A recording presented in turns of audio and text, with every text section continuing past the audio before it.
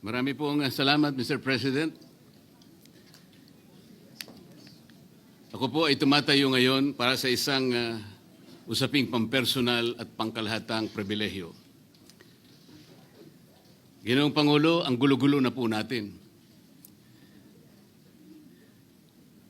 Ito pong huling pagdinig sa Blue Ribbon Committee na kung saan ay lumabas po ang isang testigo na nagngangalang Master Sergeant Orly Gutesa. Ako po ay nabansagan na kulang po sa kortesiya. Para sa akin po ay hindi po tama na nagpapasaringan po tayo ng ganun. Iisa po ang ating layunin. Hindi po tayo magkakalaban sa layunin na matuntun po natin ang pinaka-problema kung bakit nasadlag po ang ating bansa sa ganitong kalagayan. Hindi ko naman po kasalanan ako po'y hanapin ni Sergeant Gutesa. Hindi ko po siya kilala eh. Hindi ko po kasalanan kung ako po ang hinanap niya at hindi iba. Nung pong makita ko po yung kanyang salaysay, ang sabi ko lamang po sa kanya ay, kung malakas ang loob mo talaga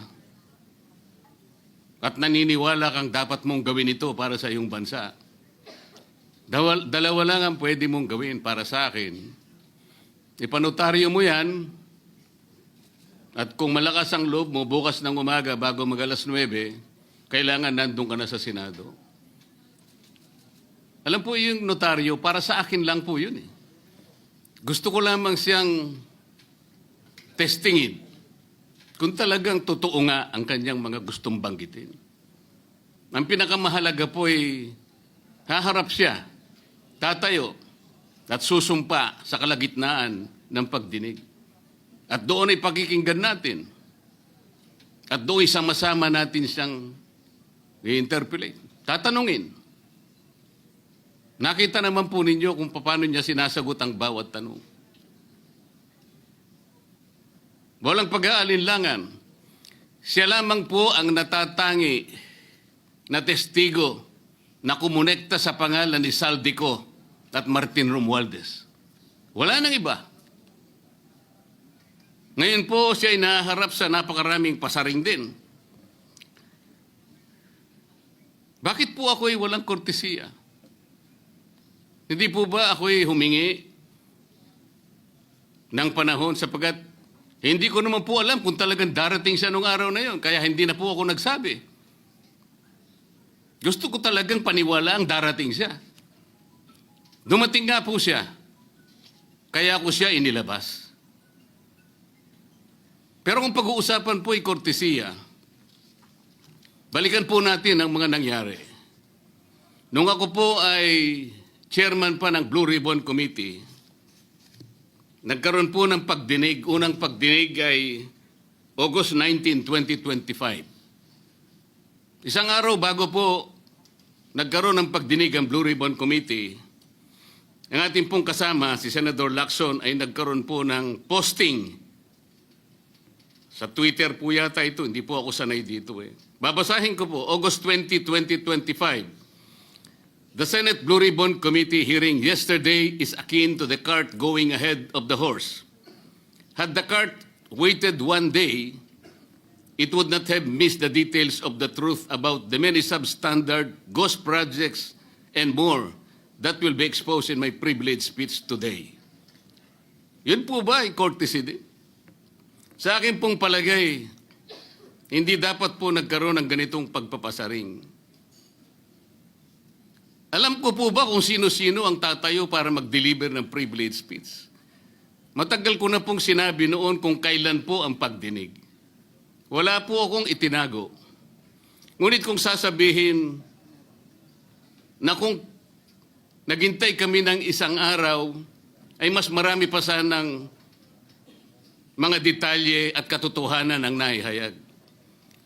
Hindi po ba sinabi ko sa inyo noon, mismong Pangulo ng Republika ng Pilipinas ang nagbigay sa akin ng USB na nandun po lahat ang mga proyektong pinaghihinala na ghost projects. Ayaw ko lamang pong ilabas ng isa-isa sapagkat sa aking pagkakaalam noon, Ginoong Pangulo, mali din po yung binigay na mga coordinate sapagkat ang pinagbasihan nila yung MYPS, hindi yung PCMA, na palagi ko pong binabanggit. Sa mga kapatid, kahit na po yung mga binanggit na projects ng ating kasama, salig po sa mga maling coordination. At saka konti lang, pinili lang. Nagkataon lang po maganda nga talagang pagkakapresent sapagkat kulang na lang po yung cinematography at saka screenplay. Kung meron pa lang sanang sound effects, baka nandun yun. Huwag po sanang ganun magpasaringan tayo. Iisa po ang layunin natin dito. Yung matukoy natin kung sino ang merong utak dito. Na ngayon po ay unti-unti na pong naihayag. Sino bang natatakot kay Martin Romualdez? Marami po siguro dito sa kapulungan ito. Pero hindi ako natatakot kay Martin Romualdez.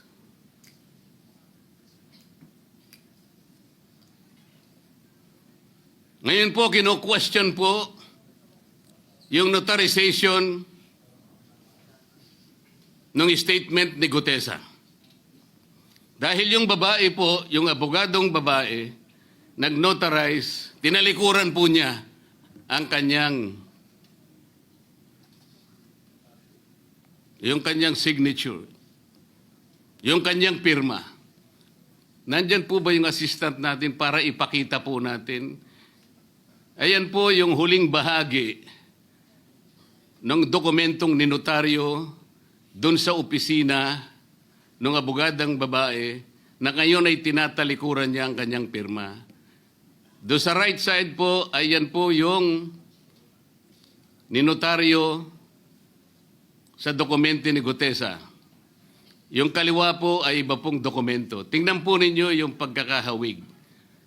Ibig po ba ninyong sabihin, Ginoong Pangulo, yun pong notarial details, na yun po yung kulay blue, na kung saan nandyan yung PTR, nandyan po yung MCLE number, nandyan po yung kanyang roll number, yung kanyang address. Nakuha po ba ni Gutesa mula sa opisina ng abogada at in-stamp niya? Pagkatapos po yung detalye na nasa bandang kaliwa na kung saan makikita nyo document number, page number, book number, series of 2025. Makukuha po ba ni Gutesa mula sa libro, mula sa notarial register ng abogado? Paano niya makukuha? Tingnan po ninyo yung kabila, ganun din. Bakit po natin hahanapan ngayon si Gutesa at sasabihin pa natin dahil lamang tinalikuran ng babaeng nagnotaryo ang kanyang pirma? Pangkaraniwan na po kasi, Ginoong Pangulo, kahit pumunta kayo sa maraming lugar na kung saan nagnunotaryo, hindi nyo po makikita roon ang abogado. Iaabot nyo lang sa kanyang papel ninyo, pagkatapos isosoli niya sa iyo, pagkatapos nyo magbayad. Itatanong po ba ni Ginoong Gutesa, bago siya umalis, tatanungin po ba niya doon sa babaeng kausap niya kung sino man yun, Madam, kayo po bang may pirma nito? Wala pong ganun eh. Ngayon, kung tatalikuran po ng abogado na yon ang kanyang pirma, ako na po mismo ang magdidirect ng prosecution sa kanya para ma-disbar siya. Sapagkat ginagamit po niya yung opisina na yon. Pakita po ba natin, pwede po nating ipakita yung opisina, yung kanya, ayan po yung kanyang lugar. Ang opisina po niya ay sa Ermita, ngunit yan po ay ginagamit niyang address. Ayan po makikita ninyo. Notary Public 24/7. Ibig niyo sabihin, nandyan at hindi na natutulog yung abogado na yan. Sigurado meron isang tao dyan na pumipirma. At ginagaya na lamang ng kanyang staff o secretary yung pirma niya. Ganyan po palagi. Kalakaran. Kalakaran, ngunit hindi tama. Sapagkat sa batas po ng notaryo, kailangan nakaharap po yung magnunotaryo sa nagpapanotaryo. Bakit po niya ngayon sinabi na hindi niya pirma yon? Maring hindi niya pirma. Ngunit, tinayaan niya kung sino man ang taong iyon na ipirma yung dokumento. Kagaya po ng nasabi ko, naging academic na po yung notaryo. Sapagkat ang tao ay tumayo sa ating kapulungan. Binasa niya yung kanyang statement. Yung mga bayarang media nga po, sinasabi pa eh. Kino-coach ko pa eh. Bakit ko po siya sinabihan na dahan-dahan siya? Dahil po nung panahon na binabasa niya na yung kanyang statement, sinusundan po namin yung kanyang binabasa. Binigyan ko po ng kopya ang chairman ng Blue Ribbon Committee. Binigyan ko ng kopya ang ating Senate President at yung aking katabi si Senator Gatchalian dahil 4 lamang pong original ang meron kami. Yung binabasa pala niya ay Xerox copy kaya may naputol sa baba. Gusto ko lamang pong ma-record ng totohanan. Dahil doon sa umpisa po niya, merong isang linya po siyang nalaktawan. Alam po ito ng mga kasama natin na sinusundan po habang binabasa namin. Doon sa pangalawa po, 2 linya naman po ang nalaktawan niya. Kaya gusto ko lamang pong maging maayos ang pagre-record ng kanyang statement. Ano po sabi ng mga bayarang media? Hindi ko naman po nila lahat. Kaya ako po hindi nagpapa-interview sa kanila eh. Alam ko po ang karakter ng ating media ngayon.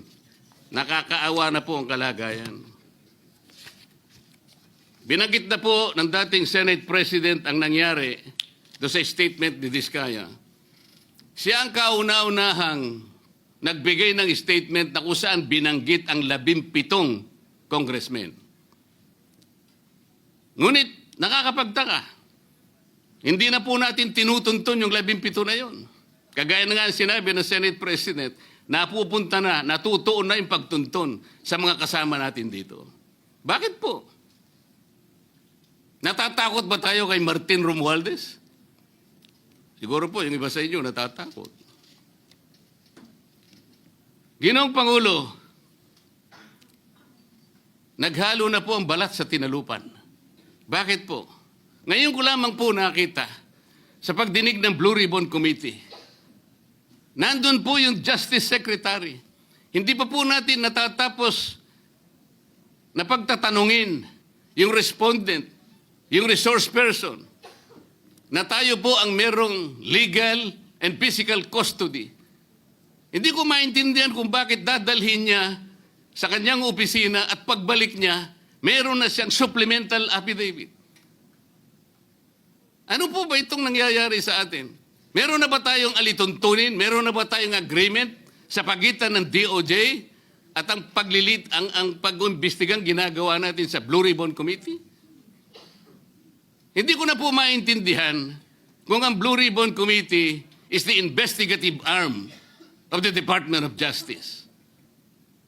Ang sabi ko po nung nasa ikalimang pagdinig pa lang tayo, sapagkat nakikita ko na po ito, kaya po naghangad pa ako sa ating chairman no, na sana'y paraanin niya ako, meron lang akong gustong isang guni muna at pag-usapan sana muna. Eh, hindi naman po ako nabigyan ng pagkakataon kaya nagkaroon pa po ng konting sagutan doon. Ito po yung gusto ko sanang ayusin muna, pag-usapan muna natin. Lalong-lalo na po ang kaugnayan natin sa bagong tatag na ICI, Independent Commission on Infrastructure. Ano po bang ugnayan natin dito? Hindi po ba tayo mag-uusap muna? Hindi ba tayo gagawa ng regulasyon muna?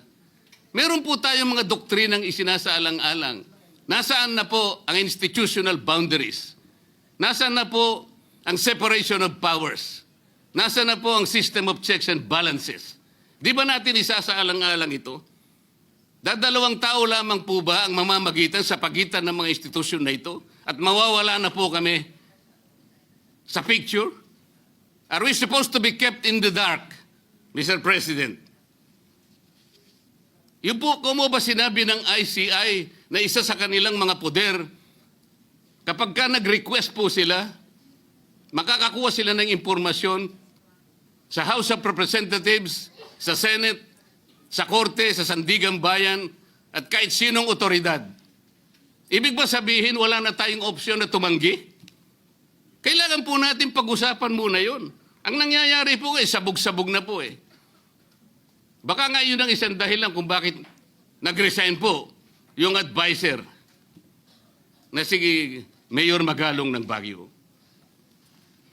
Yung pong mga pasaring, ito po yung nakakapagbigay sa atin ng hindi naman kailangang pag-aaway-away o pag-aalitan. Hindi po maganda sa ating panig ito. Tingnan lamang po natin yung interview sa DCMM ng ating kasamahan, chairman ng Blue Ribbon Committee, ng mga host ay si Victoria Tulad at si Christian Yosores noong September 28, 2025. Ang tanong po nila, ilang hearings pa ang nakikita ninyong gagawin ninyo? Ang sagot po ng ating kasama, Senator Lacson, yun ang hindi ko pa masabi. Dahil kung may bagong lumalabas na mga testigo at masustansya yung sasabihin, meron pang mga kakulangan na dapat na mapunuan, magtawag tayo ng pagdinig. Tama naman po yun. Pero ito pong pangalawang saknong, ang sabi po, pero kung paulit-ulit lang at masa-sidetrack o kaya palihis yung direksyon ng inquiry, yun ang i-assess namin kasi medyo lumihis na. Ano po yung lumihis? September 28, dito lumabas si Master Sergeant Orly Gutesa. Lumihis po ba o dumiretso? Mula kay Saldico, ikinonekta po niya kay Martin Romualdez. Sa akin palagay, dumiretso po, hindi tayo lumihis eh. Pagkatapos tinanong pa po, do you think po, coach po si Gutesa? At iba pong observation, baka si Senator Rodante Marcoleta dahil parang sinabihan siya nung nagbabasa siya. O nalimutan mo, balikan mo itong paragraph na ito. Naipaliwanag ko na po kung bakit ko lamang sa sinansala at sinabi kong balikan mo sapagkat meron nga po siyang nalalaktawan base po sa sinusundan namin na binabasa niya na dokumento. Ang sagot po ni Senator Lacson, medyo natawa pa nga siya, kayo nang humusga sa lahat ng yan, tayo nag-viral na. Siguro, ang sasabihin ko na lang, yung hula nyo, yun ang hula ko. O hula ko, hula nyo. Parang, your guess is as good as mine. Hindi po maganda yung inference eh. Parang ang lumilitaw, kinots ko eh. Bilang isang abogado, magmula po nung ako'y maging abogado, inisip hindi ko po ginawa yung mga bagay na ito. Kumisan nga ako eh. Hindi na abogado, sila pa yung nagsasabi eh. Katulad po ni Saldico, ang sabi ko lang naman po matunog na yung pangalan niya. Napakaraming sources na nagsasabi, kumukonekta kay Saldico, pwede ba natin siyang imbitahin? Ang sabi po, hindi na raw siya imbitahin because of interparliamentary courtesy. Ang sabi ko po, ang interparliamentary courtesy hindi po nalalabag kung iimbitahin lang siya. Halimbawa, invitation letter lang. Nagawa ko po yun kay Congressman Toby Chanco. Voluntaryo po yun eh. Kung darating siya, salamat. Kung hindi siya darating, okay lang. Ngunit, ang pinag-uusapan natin ay problemang kasangkot na po ang kinabukasan ng ating bansa. Sasabihin ba natin interparliamentary courtesy? Nakikinig po ang buong bayan. Tatakpan po ba natin ng dahil sa interparliamentary courtesy? Nakasulat po ba sa bato yun? Absolute po ba yun? Yun po yung aking ikinasasama ng loob eh. Hindi po tayo dapat mag-away-away. Iisa po ang ating layunin. Ang ating bansa ang pinaka-importante sa ating lahat. Bakit po kinakailangang ilihis natin? Bakit po tayo gagawa ng paraan para pagtakpan po natin ang hindi dapat pagtakpan? Ginoong Pangulo, ngayon po'y masasabi ko, si Master Sergeant Orly Gutesa ay mas credible pa po kaysa sa marami sa atin dito sa kapulungan ito. Si Master Sergeant Orly Gutesa, mas matapang kaysa sa mas marami dito sa ating kapulungan. Maraming salamat po, Ginoong Pangulo.